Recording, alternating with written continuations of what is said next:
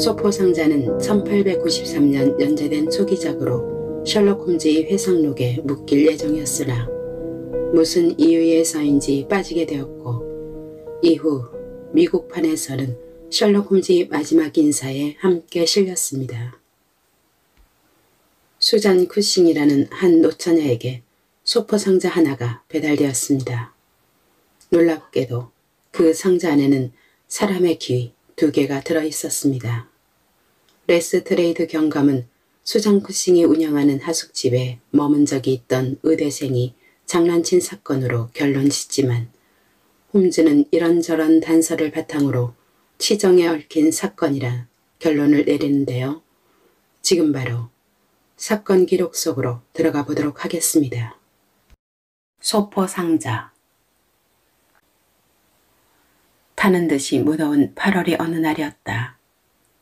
베이커가 홈즈의 집 건너편에 쭉 늘어선 노란색 벽돌집 지붕 위로 강렬한 태양이 반사되어 눈을 따갑게 했다.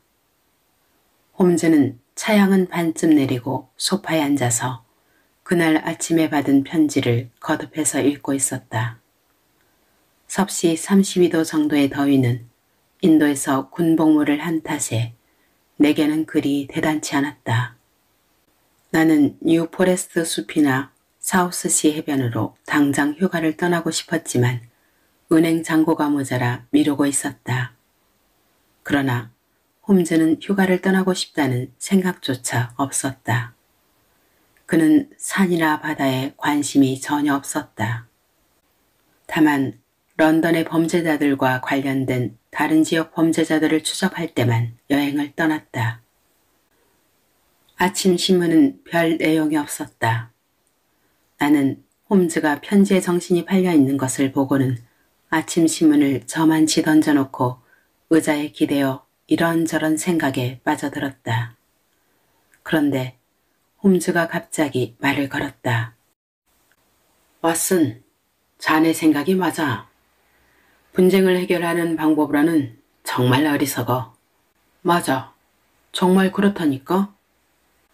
나는 대답하고 나서야 내가 마음속으로 생각하고 있던 것을 홈즈가 그대로 얘기했다는 것을 깨달았다. 아니, 어떻게 된 건가, 홈즈? 내 머리로는 도저히 이해할 수가 없군.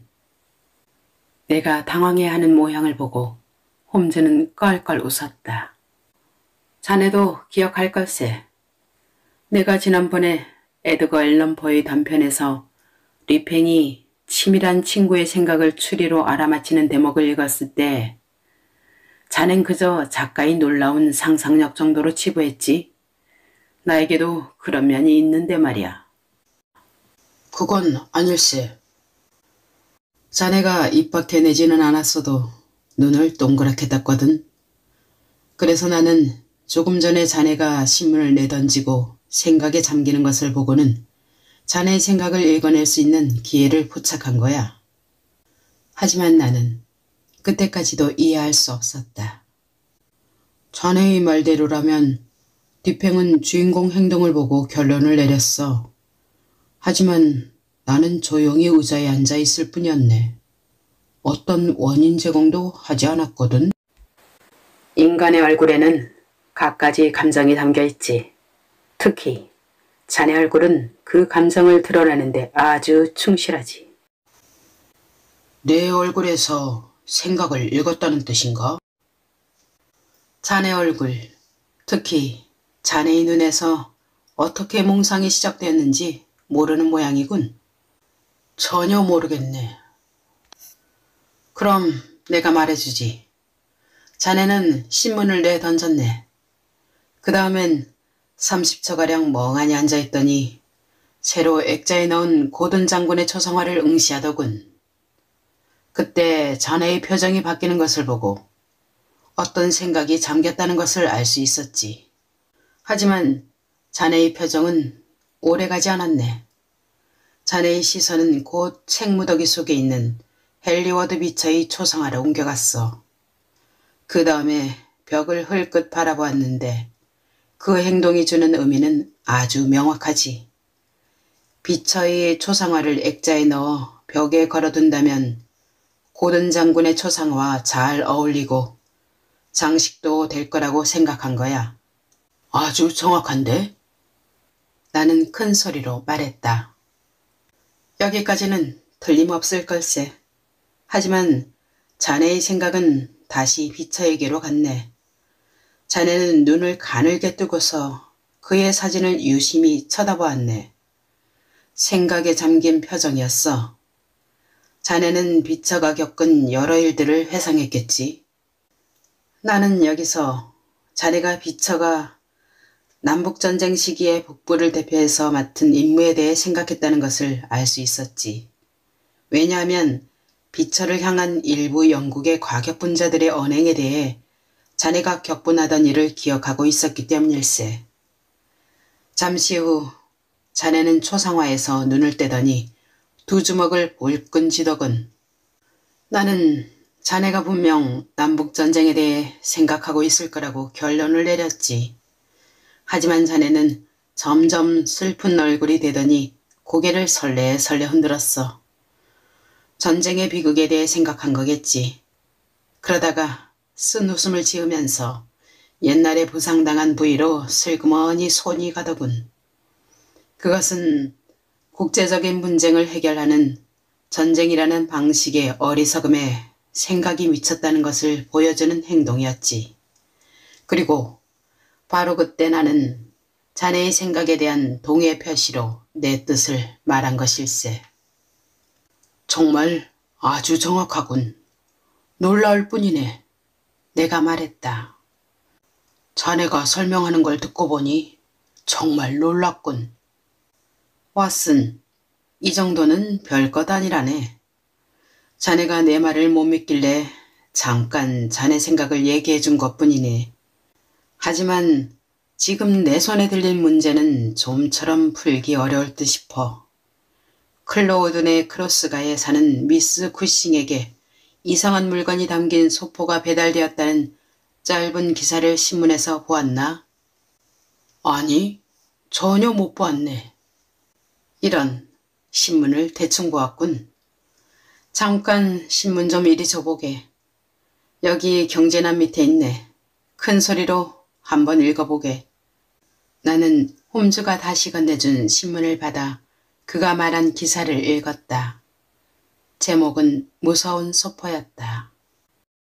클로이든 크로스가에 사는 미스 수잔 쿠싱에게 아주 불쾌하고 이상한 일이 발생했다. 지금으로서는 짓궂은 장난이라고 판단되며 아직 범죄와 관계 있는지 밝혀지지 않았다. 어제 오후 2시에 미스 쿠싱은 집회원으로부터 갈색 종이로 포장된 작은 소포를 받았다. 종이 상자 안에는 굵은 소금이 꽉 채워져 있었다. 그 속에 사람의 귀가 2개 들어있는 것을 보고 미스 쿠싱은 소스라치게 놀랐다. 자른 지 얼마 되지 않은 것이 분명했다. 상자는 그 전날 아침 벨파스트 우체국에서 발송된 것이었다. 발신인은 적혀있지 않았다. 더욱이 이상한 것은 미스 쿠싱은 50세의 독신녀로 조용히 살고 있으며 아는 사람도 별로 없고 서신을 주고받는 사람도 흔치 않다는 것이다. 그래서 우체국을 통해 무언가를 받는 일은 아주 드물었다. 미스 쿠싱은 몇 년 전 펜지에서 거주할 때 3명이 의대생들에게 방을 빌려준 적이 있었지만 너무나 시끄럽고 생활이 불규칙해서 내쫓았다고 했다. 이에 경찰은 그 의대생들이 사건을 저질렀을 수도 있다고 생각했다. 왜냐하면 미스 쿠싱에게 원한을 품고 그녀를 놀라게 하려고 해부실에서 귀를 잘라 보냈으리라 추측하고 있기 때문이다.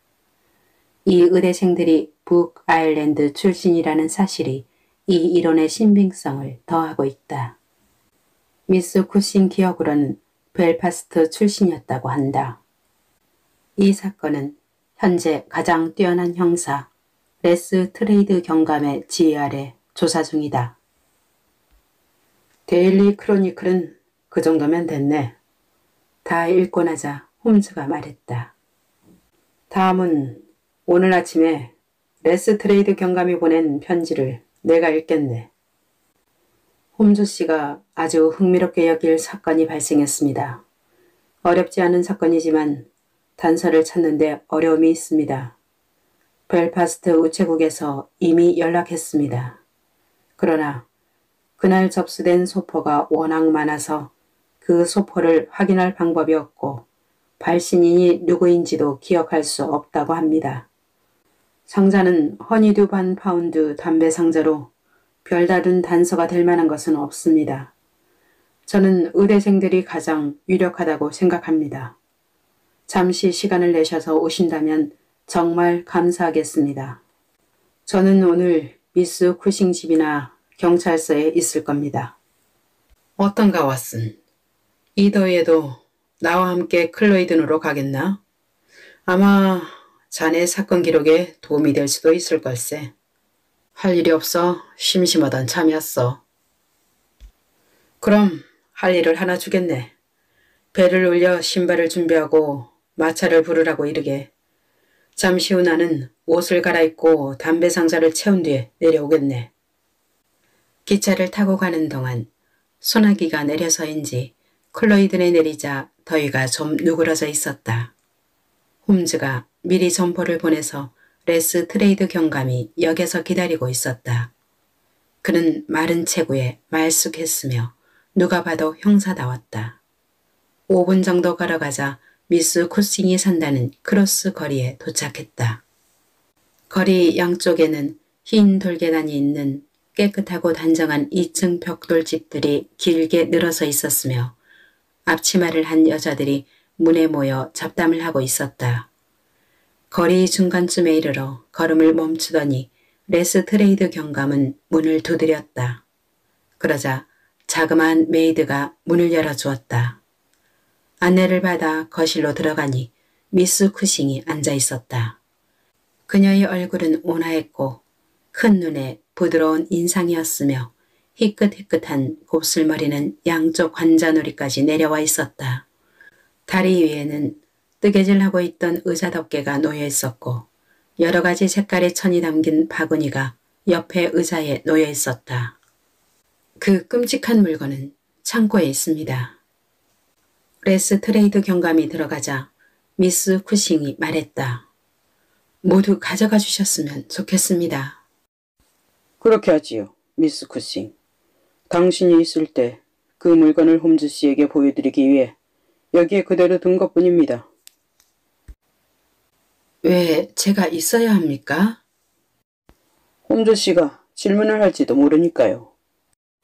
제가 그 물건에 대해 전혀 아는 것이 없다고 말씀드렸는데도 저에게 질문을 하시는 이유는 뭡니까? 물론 그렇게 생각하시겠지요, 미스 쿠싱. 홈즈는 달래듯이 말했다. 이 일 때문에 많이 귀찮으셨겠군요. 정말 성가십니다. 저는 조용히 살고 있는 사람입니다. 제 이름이 신문에 나고 집에 경찰이 찾아오기는 난생 처음입니다. 다시 그 물건을 여기에 들여놓고 싶지 않습니다. 레스트레이드 경감님, 보고 싶으면 창고에 가서 보세요. 좁은 뒷뜰에 작은 창고가 있었다.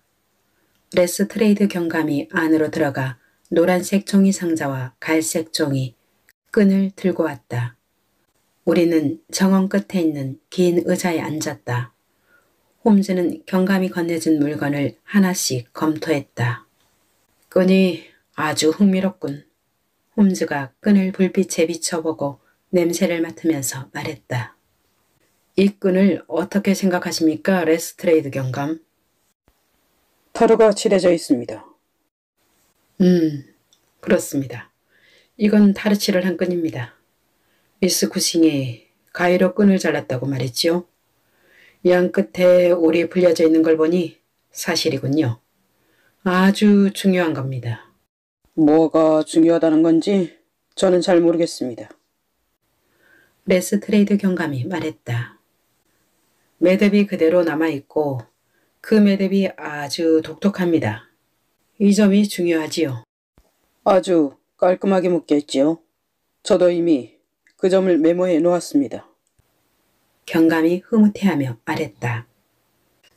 끈은 이 정도면 됐습니다. 홈즈가 웃으며 말했다.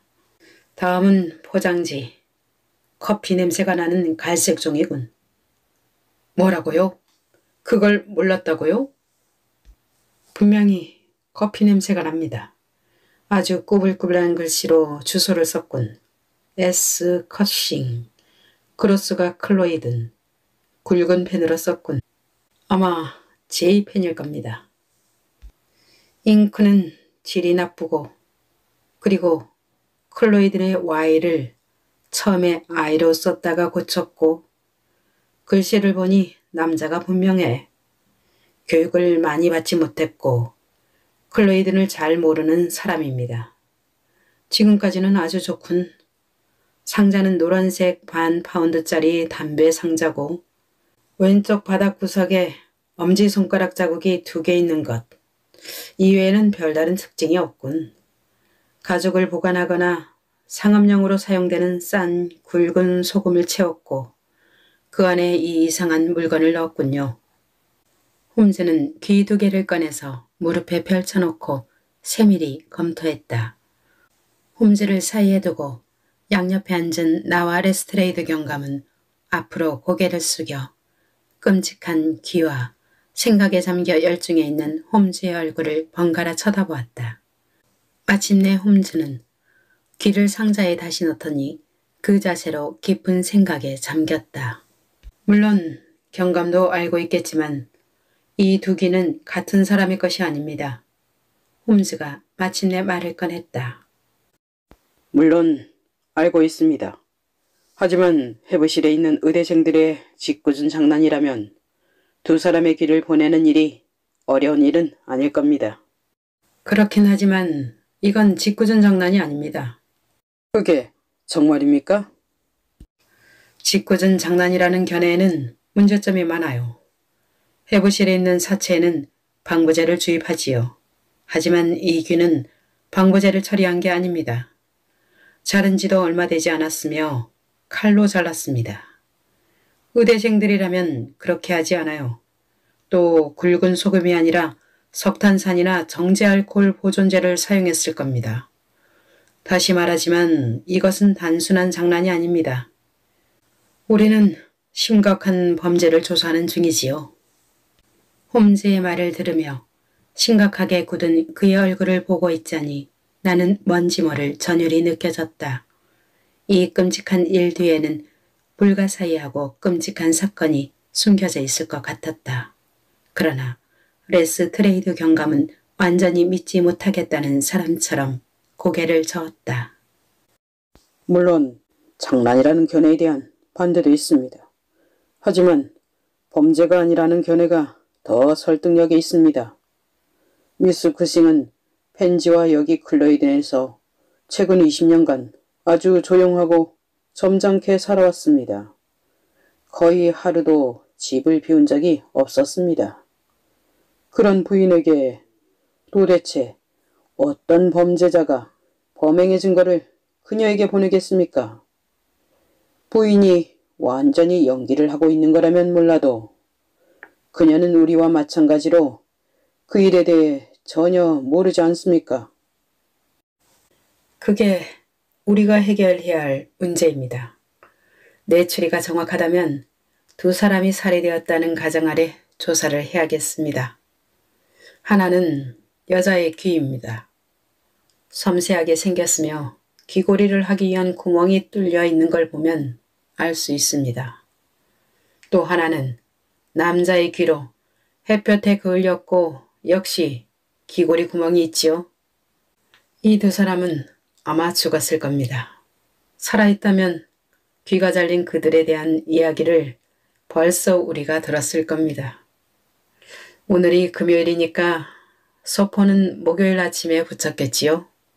그렇다면 사건은 수요일이나 목요일 이전에 발생했습니다. 2 사람이 살해되었다면 살인자 말고 누가 범죄의 증거를 미스 쿠싱에게 보냈겠습니까? 소포의 발송인은 우리가 찾는 사람일 겁니다. 하지만 이 소포를 미스 쿠싱에게 보낸 때는 분명 이유가 있겠지요. 아마 살인을 했다는 사실을 부인에게 알리거나 그 부인을 괴롭히기 위해서겠죠.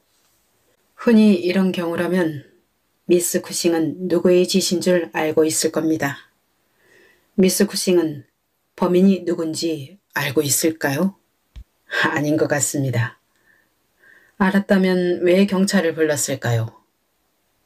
귀를 묻어버리는 게 가장 현명한 처사겠지요.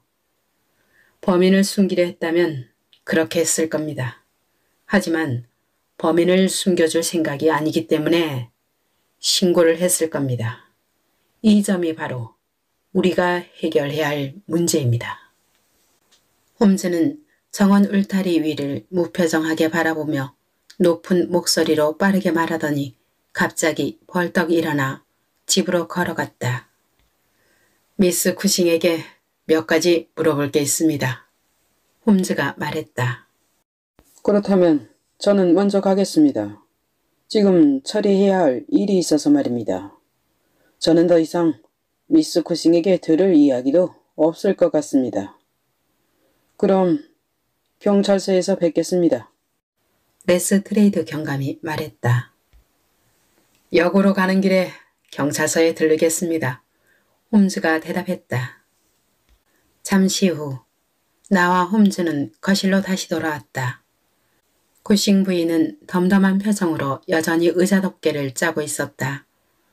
우리가 들어가자 뜨개질 감을 무릎에 놓고는 순진하고 파란 눈으로 우리를 쳐다보았다. 이 사건은 확실히 잘못된 겁니다. 소포는 저에게 보낸 것이 아닙니다. 경찰청에서 나온 경감에게 여러 번 말했지만 그는 그저 웃기만 하더군요. 제가 아는 한 저는 세상에 적이 없습니다. 그런데 무엇 때문에 누가 제게 이런 장난을 치겠습니까? 저도 같은 생각입니다. 홈즈는 미스 쿠싱 옆에 앉으면서 말했다. 확실합니다. 홈즈가 갑자기 말을 멈췄다. 내가 놀라서 돌아보니 그는 부인의 옆 얼굴을 아주 주의 깊게 보고 있었다. 한순간 무언가에 열중한 홈즈의 얼굴에 놀라움과 안도감이 나타났다. 하지만 부인이 무슨 일인지 의아해하며 돌아보자 홈즈는 다시 원래의 침착한 표정을 지었다. 나도 부인의 납작하고 희끗희끗한 머리, 깨끗한 모자, 작은 금 귀걸이, 얌전한 얼굴 등을 열심히 보았으나 홈즈가 무엇 때문에 그렇게 놀랐는지는 전혀 알 수가 없었다. 몇 가지 질문이 있습니다. 질문이라면 아주 지긋지긋합니다. 미스 쿠싱이 짜증스럽게 소리쳤다. 여동생이 두 분 있죠? 그걸 어떻게 아셨나요? 이 방에 들어올 때 벽난로 선반에 부인 3명이 함께 찍은 사진이 놓여 있는 걸 보았습니다. 그중 한 분은 틀림없이 부인이었고 다른 두 분은 부인과 아주 닮았더군요. 그래서 자매일 거라고 생각했습니다. 맞아요. 정말 정확하군요. 제 동생 사라와 메리입니다. 제 옆에 있는 사진은 부인의 여동생과 한 남자가 리버풀에서 찍은 거군요. 제복을 보니 남자는 선원 같습니다. 당신은 아직 결혼하기 전이고요. 정말 관찰력이 좋군요. 그게 제 직업이니까요. 그렇군요. 홈즈 씨 말이 맞습니다. 그 후 며칠 뒤 동생은 짐 브라우너와 결혼했습니다. 결혼할 당시 그는 남아메리카 노선에 배에서 일했지만 동생을 너무 사랑한 나머지 오래 떨어져 있기 싫어서 리버풀과 런던을 왕복하는 배로 일자리를 옮겼어요. 그럼 컨커리호 말입니까? 아닙니다. 지난번에 들으니 메이데이 호더군요. 짐이 여기로 찾아온 적이 한 번 있었어요. 그때는 다시 술을 마시기 전이었지요. 하지만 그 육지에 있을 때는 항상 술을 마셨고 술만 마시면 완전히 제정신이 아니었어요. 다시 술을 마신 후로는 좋지 않은 일만 있었어요. 처음에는 저와 인연을 끊었고 그 후 사라와도 싸웠는데 이제는 메리 편지도 끊겨 그들이 어떻게 사는지도 모르겠어요. 미스 쿠싱은 매우 마음이 아픈 듯 보였다. 외로운 삶을 사는 사람들이 대개 그렇듯이 미스 쿠싱도 처음에는 수줍어하더니 점점 말이 많아졌다.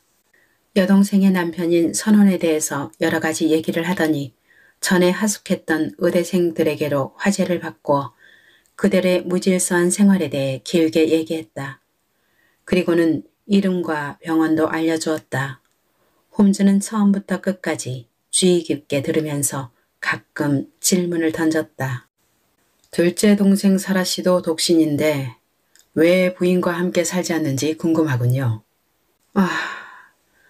사라의 성질을 아신다면 전혀 이상하게 생각지 않으실 겁니다. 제가 클로이든에 왔을 때부터 같이 살다가 2달 전에 헤어졌어요. 내 동생에 대해 험담을 하고 싶지는 않습니다. 하지만 사라는 항상 남을 간섭하기 좋아하는 데다 비위를 맞추기도 힘들어요.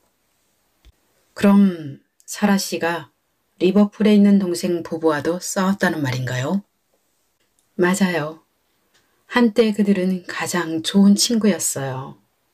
그래서 사라가 그들과 가깝게 지내기 위해 그곳으로 이사를 갔지요.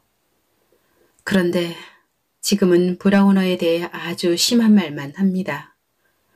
여기 있었던 지난 6개월간 사라는 브라우너의 술버릇에 대한 험담만 늘어놓고 했어요.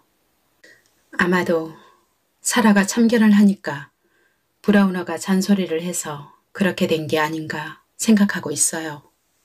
감사합니다, 미스 쿠싱. 홈즈는 일어나 인사를 하면서 말했다.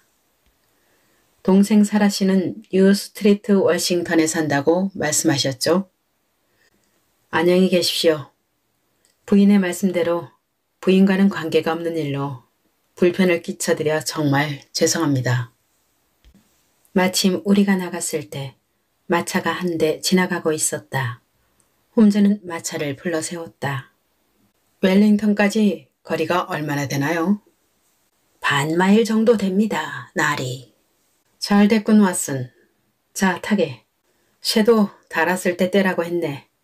간단한 사건이긴 하지만 이 사건과 관련된 몇 가지 아주 흥미로운 사실을 알아봐야겠네. 마부, 전신국에 잠깐 들려주게나. 홈즈는 짧은 전보를 보내고 난 후 마차를 타고 가는 동안 몸을 뒤로 기대고 있었다. 햇빛을 가리기 위해 모자는 코 위까지 내린 채였다. 우리가 방금 떠난 집과는 다른 어느 집에서 마차가 섰다. 홈즈는 마부에게 기다리라고 말한 후 문고리에 손을 가져갔다. 그때 동시에 문이 열리더니 검은 옷에 반짝이는 모자를 쓴 점잖은 젊은 신사가 밖으로 나왔다. 커싱 부인은 집에 있습니까? 홈즈가 물었다. 사라 씨는 아주 아픕니다. 어제부터 심한 두통으로 고생하고 있습니다. 그녀의 주치의로서 말씀드리는데 아무도 사라를 만날 수 없습니다. 열흘 후에 다시 방문하여 주시기 바랍니다. 그는 장갑을 끼고 문을 닫더니 거리로 걸어갔다. 안 된다니 할 수 없지. 홈즈는 명랑하게 말했다. 아마 사라는 크게 도움이 안 됐을 거네. 내가 말했다. 그녀에게 무슨 말을 들으려는 건 아니었네. 단지 그녀를 보려는 것뿐이었어. 어쨌든 내가 원하는 건 다 얻은 것 같군. 마부, 괜찮은 호텔로 우리를 안내하게. 점심을 먹은 뒤 경찰서에 들러 레스트레이드 경감을 만나야겠네. 우리는 점심을 간단하게 먹었다. 그동안 홈즈는 아주 즐거워하며 바이올린에 대한 이야기와 스트라우드 바리우스를 어떻게 샀는지에 대해 이야기해 주었다. 적어도 500기니는 됨직한 바이올린을 토테넴 코트 로드에 있는 유태인의 전당포에서 55실링에 샀다는 것이었다. 그리고는 피가니니의 이야기를 시작했다. 1시간 동안 우리는 포도주 한 병을 마셨고 홈즈는 나에게 피가니니의 일화를 끊임없이 들려주었다. 오후가 거의 다가고 뜨거운 햇빛이 부드러워질 때쯤 우리는 경찰서로 갔다. 레스트레이드 경감은 문에서 우리를 기다리고 있었다. 홈즈 씨, 당신 앞으로 전보가 왔습니다. 답장이 왔군. 홈즈는 봉투를 뜯어 휙 훑어보더니 주머니에 구겨 넣었다. 다 됐군. 뭔가 알아냈습니까? 네, 모든 걸 다 알았습니다. 뭐라고요? 레스트레이드 경감은 놀라서 홈즈를 쳐다보았다. 농담이시죠? 난 아주 진지합니다. 충격적인 범죄가 발생했고 내가 지금 모든 사실을 밝혔습니다. 그럼 범인은... 홈즈는 명함을 꺼내 뒤에 몇 자 휘갈겨 쓰더니 레스트레이드 경감에게 건네주었다. 범인의 이름입니다. 빨라야 내일 저녁에 체포할 수 있을 겁니다. 이 사건에 대해서 내 이름은 밝히지 말기 바랍니다. 나는 해결이 어려운 범죄에만 관여하고 싶습니다. 가세, 왓슨. 홈즈가 건네준 명함을 기쁜 얼굴로 들여다보는 레스트레이드 경감을 뒤로하고 우리는 역으로 성큼성큼 걸어갔다. 그날 저녁 베이커가에 있는 우리 방에서 홈즈와 나는 담배를 피우며 이야기를 나누었다. 이 사건은 말일세. 자네가 조홍색 연구나 4명의 기호란 제목으로 썼던 사건들처럼 결과에서 원인을 찾아가면서 추리해야 하는 사건이라네. 지금은 상세히 밝혀지지는 않았지만 레스트레이드 경감이 범인을 잡게 되면 모든 게 밝혀질 걸세. 우리에게도 알려달라고 부탁했네. 레스트레이드 경감이 머리가 둔하긴 하지만 일단 자기가 할 일을 알게 되면 불독처럼 끈질기기 때문에 문제없이 범인을 체포할 걸세. 사실 그 끈질김 때문에 경찰청에서 최고로 인정받고 있지. 그럼 이 사건이 아직 완전히 해결되지 않은 건가? 중요한 부분은 완전히 해결됐네. 이 끔찍한 일을 벌인 사람이 누구인지 알아냈거든. 하지만 피해자 중 한 명이 신원은 아직 밝혀지지 않았네. 자네도 나름대로 결론을 내렸겠지? 자네는 리버풀 선박의 선원 짐 브라우너를 범인으로 의심하는 거 아닌가? 이런, 의심 정도가 아니네. 그가 확실한 범인이지. 하지만 아직 뚜렷한 증거는 없지 않은가? 그 반대네. 내 생각으로는 아주 명확하네. 처음부터 하나씩 살펴보세. 자네도 알다시피 우리는 아무런 정보 없이 이 사건을 조사하게 되었네. 정보가 없는 편이 언제나 더 유리하지. 우리는 가설을 세우지 않았네. 단지 미스 쿠싱 집에 가서 조사를 하고 그 조사를 바탕으로 추리를 하게 되었지. 우리가 처음 무엇을 보았나? 전혀 감추는 게 없는 듯한 아주 온화하고 얌전한 미스 쿠싱과 그녀에게 2 여동생이 있다는 사실을 알려주는 사진 한 장을 보았네. 그 순간 문제의 상자는 부인의 여동생에게 보낸 것이 아닌가 하는 생각이 문득 들었네.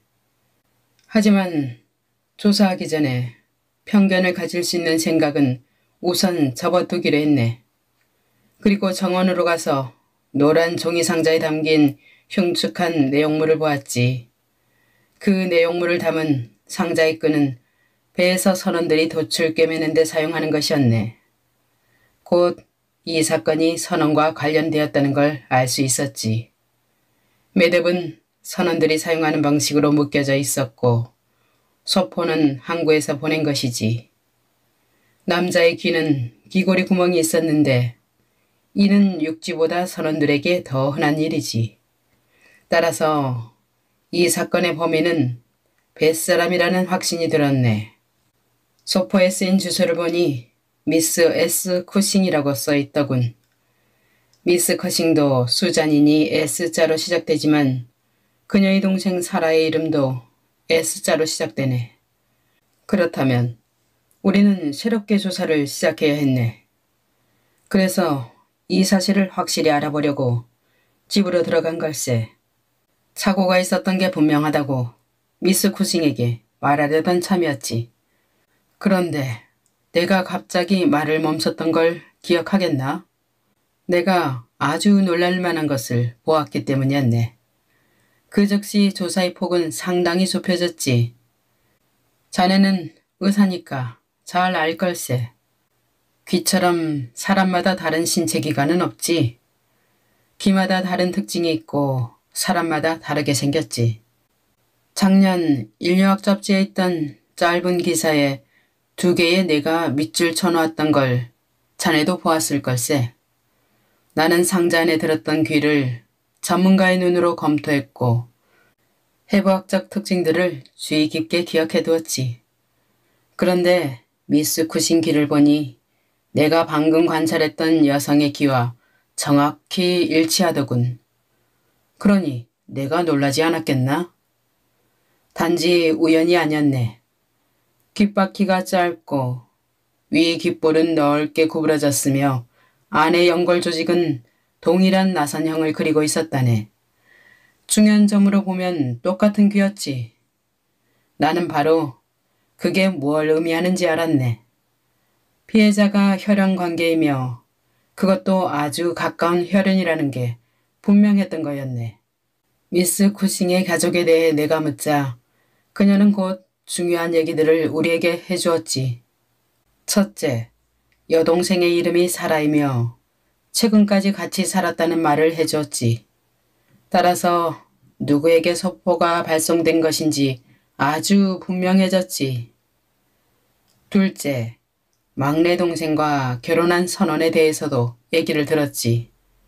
한때는 사라와 아주 친했기 때문에 사라가 실제로 리버풀에 가서 동생 부부와 살았다는 걸 알았지. 하지만 나중에는 싸워서 헤어졌다고 했네. 그 싸움으로 몇 달 동안 서로 소식이 끊겼고 브라우너가 사라에게 소포를 보내려 했다면 분명히 클로이든의 옛 주소로 보냈겠지. 그러니 저절로 사건의 실마리가 풀리지 않겠나? 우리는 충동적이고 아주 열정적인 그 선원의 생활 방식에 대해 들었네. 사랑하는 여인과 가까이 있기 위해 더 좋은 직업을 버렸다는 걸 기억하지? 또 때때로 술을 퍼마셨다고 했네. 그의 부인은 살해되었을 거고 뱃사람이라고 추측되는 한 남자도 동시에 살해되었을 거라고 생각되네. 물론 질투심이 바로 범죄의 동기겠지. 그런데 왜 범죄의 증거를 사라에게 보냈을까? 아마 그녀가 리버풀에 있을 때 이 살인사건의 원인을 제공했기 때문일 걸세. 선박은 벨파스트, 더블린, 워터포트를 경유하네. 따라서 브라우너가 범죄를 저지르고 즉시 메이데이호를 탔다고 가정한다면 그가 문제의 소포를 붙일 수 있는 첫 번째 장소는 벨파스트이지 않겠나? 이 과정에서 다른 설명도 물론 가능하네. 나는 거의 가능성이 없다고 생각하지만 더 조사를 하기 전에 그 문제를 확인해 보기로 했네. 버림받은 애인이 브라우너 부부를 죽였으면 남자의 귀는 남편이 것일 수도 있다는 생각이었지. 이 가설에는 여러 가지 커다란 문제가 있네. 하지만 고려해 볼 가치는 있지. 그래서 리버풀 경찰서에 있는 내 친구 엘가에게 전보를 보내서 브라우너 부인이 집에 있는지 브라우너가 메이데이호를 타고 떠났는지를 알아봐 달라고 부탁했지. 그리고 우리는 사라를 만나러 월링턴으로 갔던 거라네. 처음에 나는 사라의 귀가 다른 가족들과 얼마나 닮았는지가 궁금했네. 물론 우리에게 아주 중요한 정보를 줄지도 모를 일이었지. 하지만 그러리라고 별로 기대하지는 않았네. 클로이든이 온통 그 사건으로 떠들썩했으니까. 사라도 전날 그 사건에 대해 들었을 거네. 그리고 그녀만이 누구에게 소포가 보낸 건지 알 수 있었을 걸세. 경찰의 도움을 요청할 생각이었다면 벌써 연락을 했겠지. 그녀를 만나는 게 우리가 해야 할 일이니까 그곳에 갔던 거라네. 그때부터 아팠던 걸 보니 소포에 대한 소식이 머리에 열이 오를 정도로 그녀에게 큰 충격을 주었던 모양이네. 이 점으로 미루어 그녀가 소포의 의미를 아주 잘 알고 있다는 게 명확해졌고 그녀의 도움을 기다리려면 시간이 꽤 걸려야 한다는 것도 확실해졌지. 하지만 올해는 그녀의 도움이 필요 없었네. 왜냐하면 경찰서에 이미 우리의 답변이 도착해 있었기 때문이지. 내가 엘가에게 그리로 연락을 하라고 했다네. 그 일이 아주 결정적이었지. 하지만 브라우너의 집은 3일 이상 닫혀 있었고 이웃의 말로는 브라우너 부인이 친척을 만나서 남쪽으로 갔을 거라는 답변이 왔네. 그리고 선박 사무실에서 확인한 바에 따르면 브라우너는 메이데이 호를 타고 떠났다고 하더군. 내 계산으로는 내일 밤이면 배가 템스강에 다다를 걸세.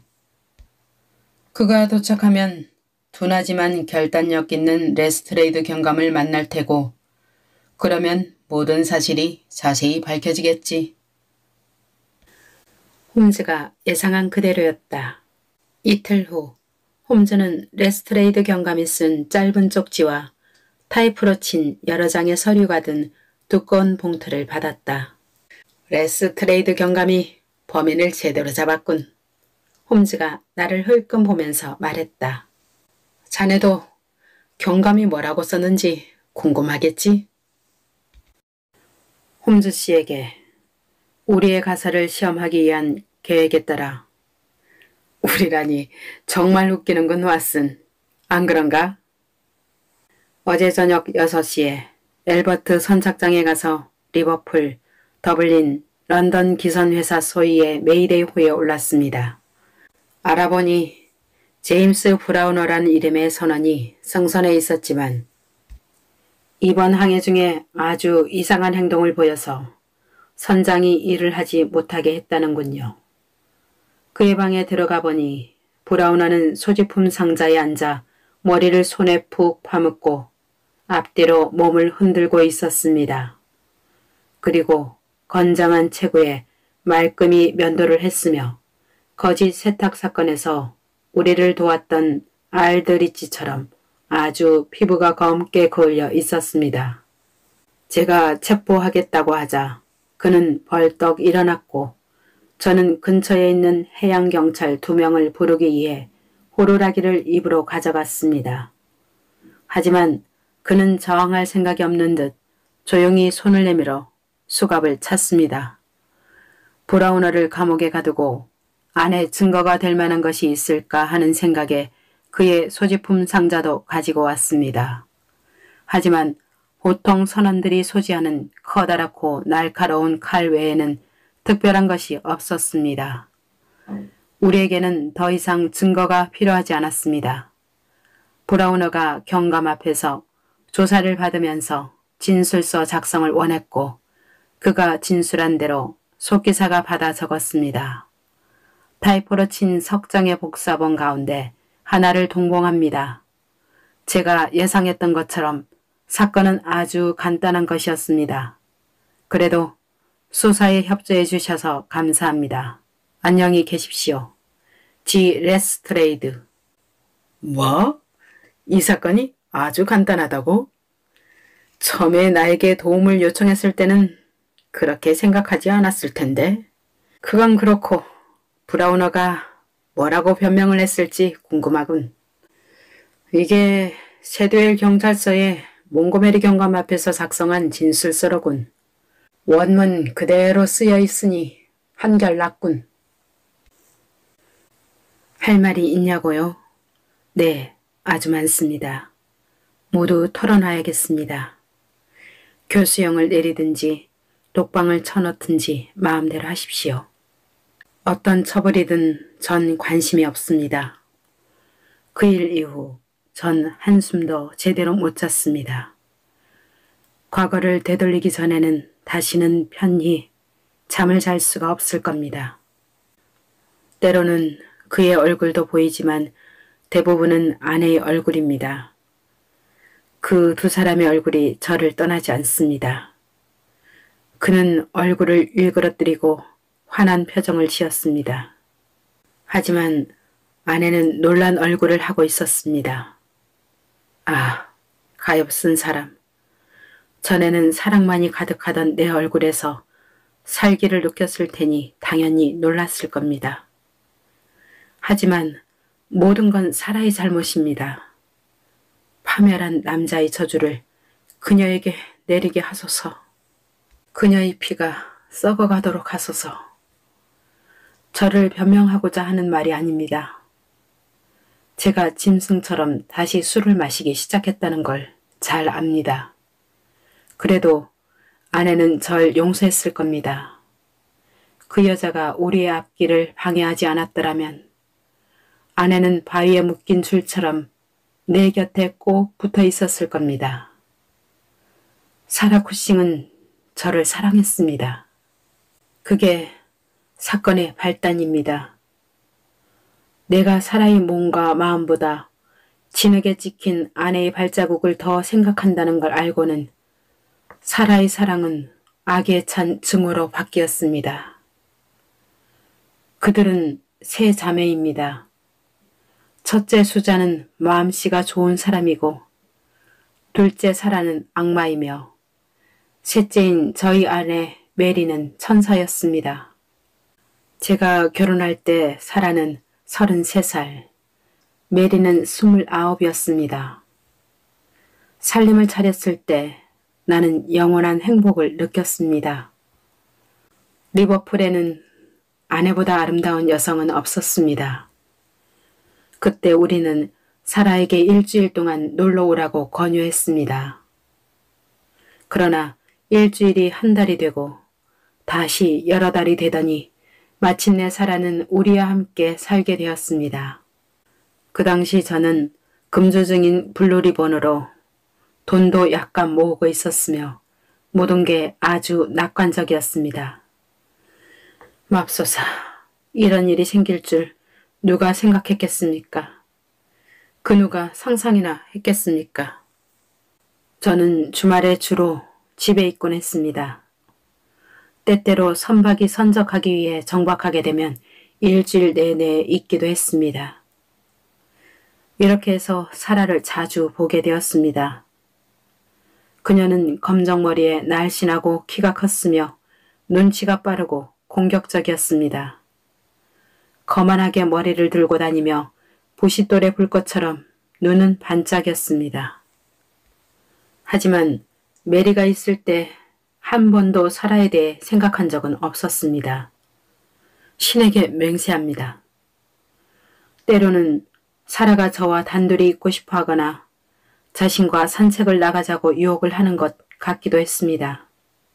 하지만 저는 그럴 생각이 전혀 없었습니다. 그러던 어느 날 밤 저는 사실을 알게 되었습니다. 배에서 돌아왔더니 아내는 없고 집에 사라만 있었습니다. 메어리는 어디 갔습니까? 하고 내가 묻자 일이 있어 나갔어요. 저는 조바심이 나서 방을 왔다 갔다 걸었습니다.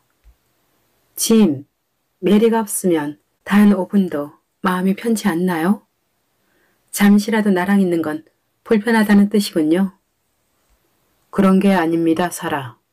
저는 말하면서 손을 그녀 쪽으로 부드럽게 내밀었습니다. 그 순간 사라가 두 손으로 제 팔을 잡았습니다. 열이 있는 듯 그녀의 손은 불덩이 같았죠. 저는 얼굴을 찌푸리며 손을 뺐습니다. 그러자 그녀는 잠시 아무 말 없이 제 옆에 서 있더니 손을 들어 내 어깨를 두드렸습니다. 침, 정말 착실하군. 하고 비웃더니 밖으로 뛰어나갔습니다. 그때부터 사라는 저를 미친 듯이 증오했습니다. 사라가 계속 우리 집에 머무르게 놔두다니 저는 정말 바보였습니다. 하지만 메리에게 한마디도 하지 않았습니다. 사실을 알게 되면 메리가 몹시 마음 아파할 테니까요. 모든 게 전과 다름이 없었습니다. 그러나 시간이 흐르면서 메리에게 약간의 변화가 생겼다는 사실을 깨닫기 시작했습니다. 그녀는 사람을 의심할 줄 모르는 순진한 사람이었습니다. 그런데 의심이 많아지면서 내가 어디에 있었는지, 무엇을 했는지, 누구에게 온 편지인지, 내 주머니에 뭐가 들어있는지 쓸데없는 여러 가지 것들을 알고 싶어 했습니다. 날이 갈수록 메리는 점점 저를 의심하고 신경질적이 되어서 사소한 일로도 우리는 끊임없이 말다툼을 했습니다. 저는 도대체 무슨 영문인지 알 수 없었습니다. 사라는 저를 피하고 메리와는 아주 단짝이 되었습니다. 나중에서야 사라가 계획적으로 아내의 마음이 저에게 멀어지게 조종했다는 사실을 알게 되었습니다. 하지만 그 당시 저는 눈뜬 장님처럼 무슨 일이 일어나고 있는지 이해할 수 없었습니다. 그 후 인정받던 제 일도 엉망이 되기 시작했고 다시 술을 입에 대기 시작했습니다. 하지만 메리가 변하지 않는다면 그런 일은 없었을 겁니다. 그 일로 메리는 저를 더 혐오하게 되었고 우리 사이는 점점 더 멀어져 갔습니다. 그때 알렉 페어베언이 끼어들어 일이 몇천 배는 더 악화되었습니다. 처음에 페어베언이 우리 집에 온 것은 사라를 만나기 위해서였습니다. 하지만 그는 매력적인 사람이어서 어딜 가나 사람들과 쉽게 친해지는 사람이었고 곧 우리와도 친해졌습니다. 페어베어는 씩씩하고 재치 있으며 자랑하길 좋아하는 사람이었습니다. 세계 여러 곳을 여행한 사람인지라 우리에게 그가 경험한 것을 재미있게 이야기하곤 했습니다. 그는 괜찮은 친구였습니다. 저도 인정합니다. 선원치고는 아주 예의가 바른 편이었습니다. 한 달 동안 그는 제 집을 들락거렸고 저는 그의 부드럽고 교활한 태도가 해를 끼치리라고는 한 번도 생각해보지 않았습니다. 그러던 중 마침내 뭔가 미심쩍은 일이 일어났고 그날 이후로 제 마음의 평화는 영영 사라졌습니다. 그리 대단한 일은 아니었습니다. 뜻밖의 휴가를 얻어 집에 들어가자 아내가 아주 반기는 표정이었습니다. 그러나 저라는 사실을 알자 반기는 기색은 사라지고 실망한 표정이더군요. 그걸로 충분했습니다. 저의 발자국 소리를 페어베어니 것으로 착각했던 게 분명했습니다. 그를 만났다면 그 자리에서 죽여버렸을 겁니다. 저는 흥분하면 미친 사람처럼 되니까요. 내 눈에 비친 살기를 보자 메리는 달려와 저의 팔을 잡았습니다. 안 돼요, 짐. 사라는 어디 있어? 주방에 있어요. 메리가 대답했습니다. 사라! 주방으로 들어가면서 저는 소리쳤습니다. 페어베언 그 자식, 다시는 내 집에 발을 들여놓지 못하게 하시오. 왜 안 되죠? 그렇게 하라면 그렇게 해요. 맙소사. 내 친구가 이 집에 들어올 수 없다면 나도 마찬가지겠군요. 당신 마음대로 하시오. 하지만 페어베언이 다시 여기 나타나면 한쪽 귀를 잘라 당신에게 보내겠소. 제 얼굴을 보고 사라는 놀란 듯 했습니다. 그녀는 아무 말도 못하고 있더니 그날 밤 제 집을 떠났습니다.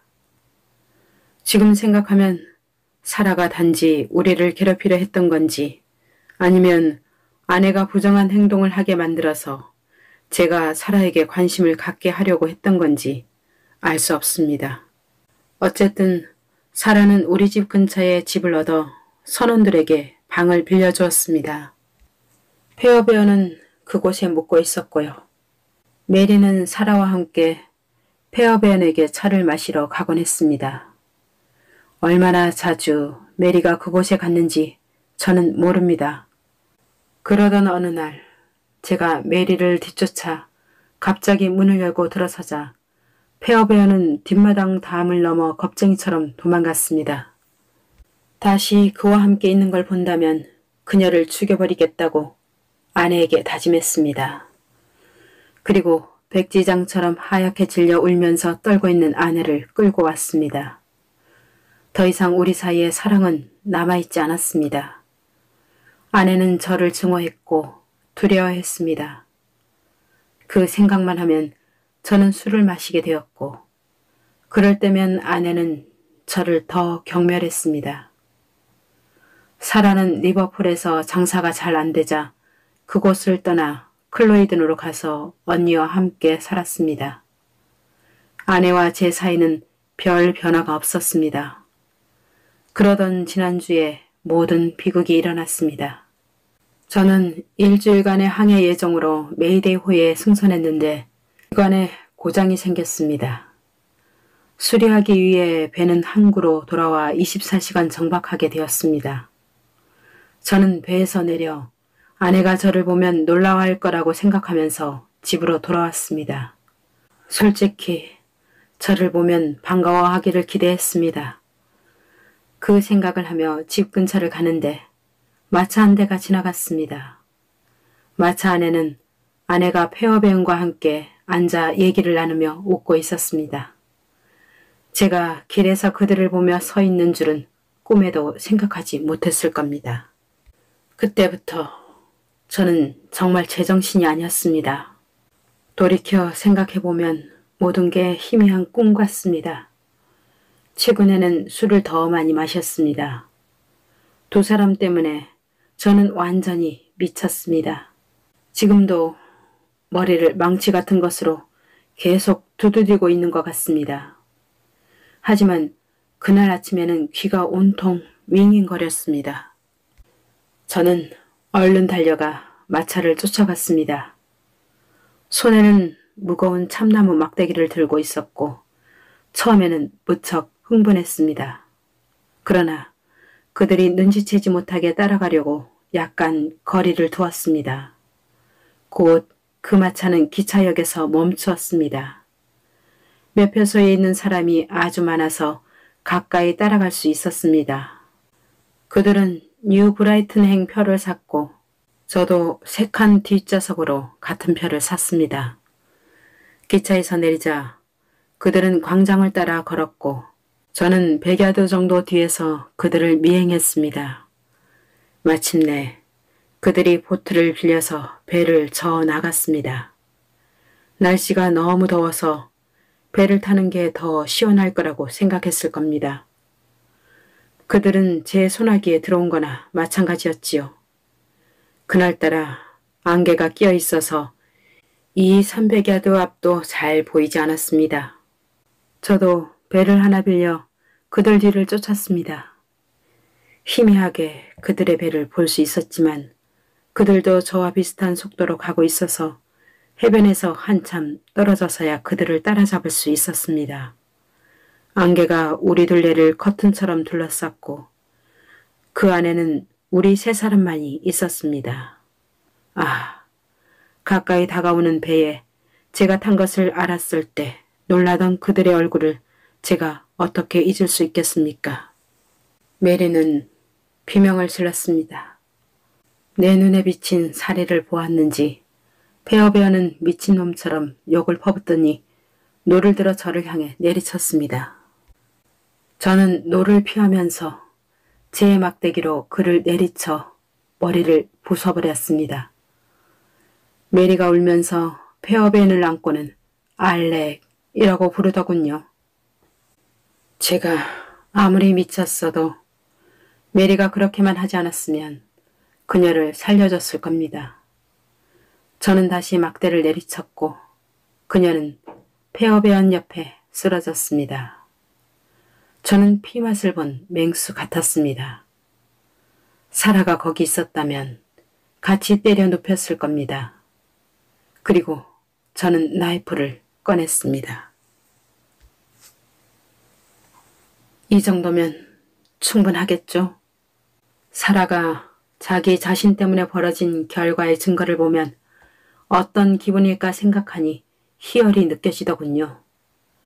그 다음 사체를 배에 묻고 배에 구멍을 낸 뒤 가라앉는 것을 서서 바라보았습니다. 배의 주인은 안개의 길을 잃고 바다로 떠내려갔다고 생각할 게 분명했습니다. 전 몸을 씻은 후 돌아와 아무 일도 없었다는 듯 제 배에 승선했습니다. 그리고 그날 저녁 사라 쿠싱에게 보낼 소포를 만들어 다음날 벨파스트에서 보냈습니다. 이게 전부입니다. 교수형을 내리든 말든 마음대로 하십시오. 이미 저는 벌을 받고 있습니다. 눈만 감으면 저는 쳐다보는 두 얼굴이 보입니다. 저가 안개 속에서 나타났을 때 그들이 바라보던 그 모습 그대로요. 저는 단번에 그들을 죽였지만 그들은 저를 서서히 죽이고 있습니다. 또다시 그런 밤을 보낸다면 아침이 오기 전에 미치거나 죽을 겁니다.